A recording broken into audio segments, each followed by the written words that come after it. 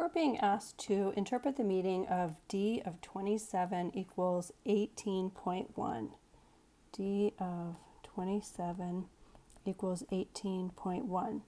Okay, now d of t is being defined. It's showing us the approximate total average credit card debt in a U.S. household. Okay, now we're also, this is really important, it's in thousands of dollars.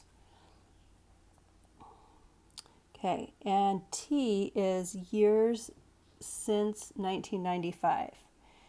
Okay, so let's see, we've got,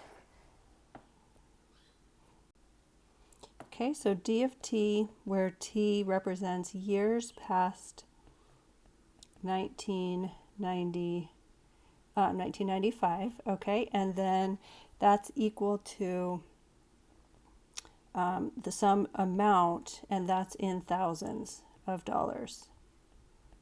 Okay, so that's kind of the way that our equation is set up. So this is dollars in thousands, so it would be 18.1 thousand. All right, so let's figure out the time first. 27 years past 1995. Let's just add those 27 years to 1995. So that's the year 2022.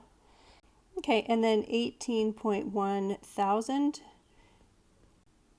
All right, and so then we can just fill this in the year 2022. Total average credit card debt for the U.S. household would be $18,100 approximately.